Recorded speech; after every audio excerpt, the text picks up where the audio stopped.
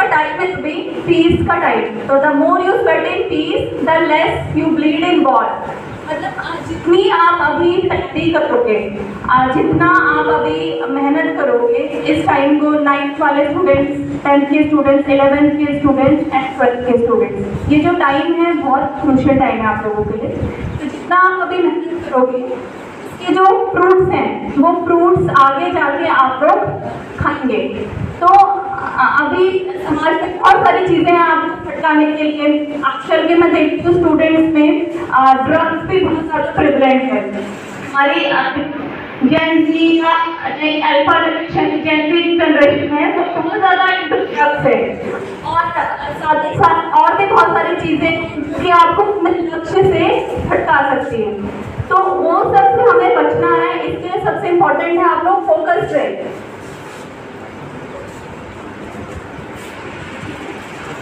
जितना फोकस अपने करियर के लिए, अपने गोल के लिए रहोगे, उतना आप इन सब चीजों से दूर रहोगे. एक होता है ना अपने माइंड को बिल्कुल टारगेट को अर्जुन की आंख की तरह देखना है. आपको समाज में ना आजकल देखो आप 11th-12th के स्टूडेंट्स हैं सबसे ज्यादा जो ड्रग्स में इन्वॉल्व हैं. मैं ये तो नहीं कहूँगी कि वो सप्लायर्स हैं, बट जो लोग सप्लाई करते हैं उनसे वो लोग लेते हैं, कुछ लोग बेचते भी हैं अपने सर्कल्स में. तो उन सब चीज़ों से बचने के लिए आप लोगों को मोटिवेटेड रहना बहुत ज़रूरी है, फोकस्ड रहना बहुत ज़रूरी है अपने गोल के लिए. तो अभी आपके लिए सबसे इम्पोर्टेंट क्या है? आपकी पढ़ाई.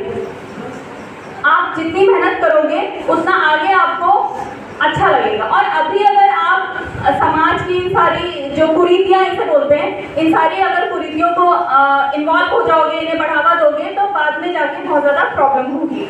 तो आप यूथ हो हमारा, तो आप लोग अगर अवेयर हो तो आप घर पे जाके अपने पेरेंट्स, अपने फ्रेंड सर्कल, अपने भाई बहन, आपका जो भी ग्रुप है, जितने भी आपके साथ फ्रेंड्स हैं आपके, उनको भी आप जो है अवेयर कर सकते हैं.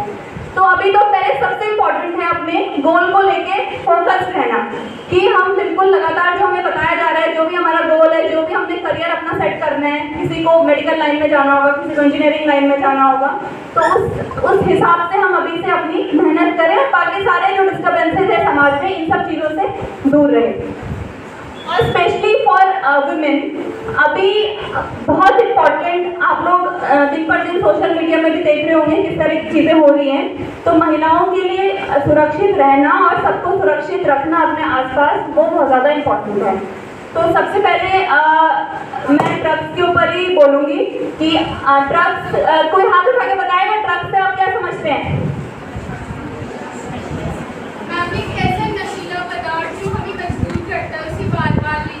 राइट. ड्रग्स क्यों मजबूर करता है हमें? जब भी कोई ड्रग्स लेता है तो एक हार्मोन होता है, आपने पढ़ा होगा बायोलॉजी में, डोपामिन, वो रिलीज होता है हमारे ब्रेन में, मतलब फील गुड हार्मोन. तो ड्रग्स लेके, मतलब ये जो एज होती है ना आपकी, ये एज ऐसी है कि कोई इंसान जो है वो करियर को लेके परेशान होगा, किसी का ब्रेकअप हुआ होगा तो वो उससे परेशान होगा, मतलब कोई ना कोई ऐसा रीज़न, कोई भी रीज़न हो सकता है जो कि आदमी ड्रग्स की तरफ जाता है ना. फैमिली में मतलब उन्हें लगता होगा पेरेंट्स हमें बहुत ज़्यादा टोकाटाकी करते हैं, या डिप्रेशन लेने के लिए बहुत सारे रीजंस हैं ना. तो जब कोई ड्रग्स लेता है तो माइंड में वो हार्मोन रिलीज होता है जिससे आपको लगता है बहुत अच्छी फीलिंग आती है. तो इसकी वजह से क्या है, आदमी बार बार ड्रग्स लेता है. और बार बार क्या होते हैं ड्रग्स? स्मैक है, चरस है, गांजा है, और भी बहुत सारे ड्रग्स हैं. आजकल के स्टूडेंट्स को ज़्यादा पता है हमसे कि स्कूल में क्या क्या चलता है. तो वो सारे ड्रग्स क्या हैं, आपको मजबूर करते हैं कि आप उसे बार बार लो. और एक होता है ना, ये ट्रैप है, जो एक बार उस ट्रैप में घुस गया, उसमें फंस गया, उससे बाहर निकलना बहुत मुश्किल है, इम्पॉसिबल है. मतलब कितनी काउंसलिंग कराइए, नशा मुक्ति केंद्र में भेजिए, कितना भी वो करिए, बहुत मुश्किल है उन चीज़ों से बाहर निकलना. ये मैं वो स्टेज बता रही हूँ जो बहुत ज़्यादा एडिक्ट हो जाते हैं. तो अभी आप लोगों के लिए क्या इम्पोर्टेंट है? खुद तो बिल्कुल भी नहीं करना है, अपने आसपास में नहीं होने देना है. घर में जाके जो आपकी फैमिली है, आपके फ्रेंड्स हैं, पड़ोसी हैं, सबको अवेयर करना है कि मेरे खुद की फैमिली में कुछ कजन्स हैं, उनके 1-2 बच्चे ऐसे हैं अभी 11th-12th के ही हैं.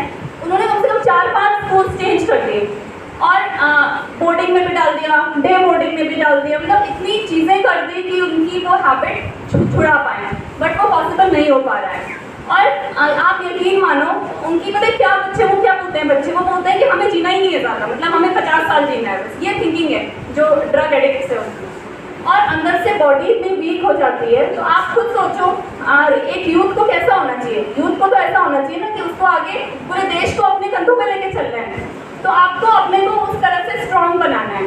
तो इम्पॉर्टेंट क्या है कि आप घर जाके अपने फैमिली में भी बिल्कुल अवेयर रहें कि कोई ऐसा तो नहीं है, और अगर कोई है तो उसकी प्रॉपर खुद भी काउंसलिंग करनी है, उसे उन चीज़ों से बाहर निकालना है। और स्कूल में भी अगर इस तरह की कोई एक्टिविटी होती है या आपको पता है कि यार ये फलाना स्टूडेंट इन्वॉल्व है, तो तुरंत आप सूचना तो हमें बताओ, मुझे कॉल करो, हम कोशिश करेंगे कि उसे हम मतलब ऑफिशियली नहीं और पब्लिकली भी नहीं, पर्सनल लेवल पे हम पूरी कोशिश करेंगे कि उसे उन चीज़ों से बाहर निकाल सके। देखो आप लोग बच्चे हो, अगर कोई बच्चा ड्रग ले रहा है वो क्रिमिनल नहीं है, क्रिमिनल वो होता है जो उन बच्चों को इन चीज़ों में इन्वॉल्व करता है, जो सप्लाई कर रहा है ड्रग्स को, है ना। बट आप लोगों पे तो उसका बहुत बड़ा बुरा प्रभाव पड़ रहा है। तो आप लोगों को मतलब आप ये सोचो कैंसर से ज़्यादा खतरनाक है ड्रग्स की बीमारी, तो इस चीज़ से मतलब पूरे समाज को सुरक्षित करना है, तो इसमें आप भी उस समाज का पार्ट हो। तो आपकी बहुत बड़ी जिम्मेदारी है अपने करियर के साथ साथ इन सब चीज़ों से भी आप लोगों को अवेयर रहना है, ठीक है। और नेक्स्ट है हमारा साइबर क्राइम में पीपीटी भी लाई हुई है मैम, एक्चुअली PDF ना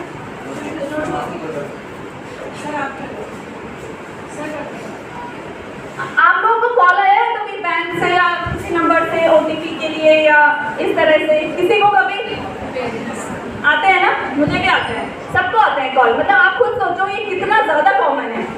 तो पहले जैसे क्राइम होते थे कि रोड पे किसी कोई गाड़ी जा रही है, उन्हें रोक दिया, उनसे लूटपाट कर ली, उनसे चोरी कर ली, छीना झपट्टी कर ली, वो सब कर लिया, वो सारे ट्रेडिशनल क्राइम हैं। तो आज क्या हो गया है, जब से मतलब जैसे जैसे टेक्नोलॉजी ने डेवलपमेंट किया, जैसे आपको AI आ गया है ना, तो इन सब चीज़ों के डेवलपमेंट के साथ साथ साइबर क्राइम का भी ग्राफ उसी तरह से एक्सपोनेंशियली बढ़ रहा है। तो अब इंसान जब घर में बैठ के अपने सिस्टम से, अपने मोबाइल से करोड़ों रुपए के फ्रॉड कर सकते हैं, तो उन्हें क्या जरूरत है चोरी या डकैती करने की। तो ये सबसे खतरनाक क्राइम है। मतलब एक क्लिक पे, पहले तो ऐसा होता था कि आपसे OTP पूछा जाता था, आपसे आपकी डिटेल पूछी जाती थी। अब तो कई क्राइम ऐसे हो गए हैं, कई सारे साइबर क्रिमिनल्स ऐसे हैं, इस तरह से क्राइम कर रहे हैं कि आप कॉल रिसीव करोगे और आपका फ़ोन हैक हो जाएगा। आपके फ़ोन से जो आपका क्रेडेंशियल्स हैं, आपकी जो इन्फॉर्मेशन है अकाउंट्स की, वो सारी उनसे शेयर हो जाएगी। तो ये बहुत सारे तरह से साइबर क्राइम होता है। तो बैंक्स और वॉलेट्स से भी कॉल आपको आ सकते हैं कि आपके बैंक से हम बोल रहे हैं, जैसे SBI से बोल रहे हैं, कैनरा से बोल रहे हैं, आपकी ये आपका नाम है, वो आपको जो है आपकी 2-3 ऐसी इन्फॉर्मेशन बताएंगे जिससे कि आपको ट्रस्ट हो जाए कि बैंक से कॉल है। तो इस तरह का कभी भी कॉल आता है तो उसे एंटरटेन ही नहीं करना है, क्योंकि बैंक कभी ऐसे नॉर्मली कॉल नहीं करते हैं, है ना। तो बैंक से कॉल आएंगे, वॉलेट से कॉल आएंगे, तो आपको अपनी कोई भी अकाउंट डिटेल्स उनसे शेयर नहीं करनी है, कोई भी डिटेल उनसे शेयर नहीं करनी है। इस तरह के भी कॉल आते हैं कि KYC आपकी जो है वो एक्सपायर हो गई है, KYC अपडेट करना है, तो आप अपनी इंफॉर्मेशन बता दीजिए। कई बार ऐसे कॉल आते हैं कि आपके फादर का नाम ये है और उन्होंने जो है मुझे पैसे दिए थे, मुझे वापस करने हैं आपको पैसे, आप अपना अकाउंट नंबर बता दीजिए, OTP बता दीजिए। तो आप ये सोचता है कि क्या पता पापा ने उधार दिया होगा किसको, मुझे वापस करना चाहता है। तो इस तरह की बहुत ज़्यादा कॉल जो है वो कॉमन है। तो आपके डॉक्यूमेंट्स को ऐसे ही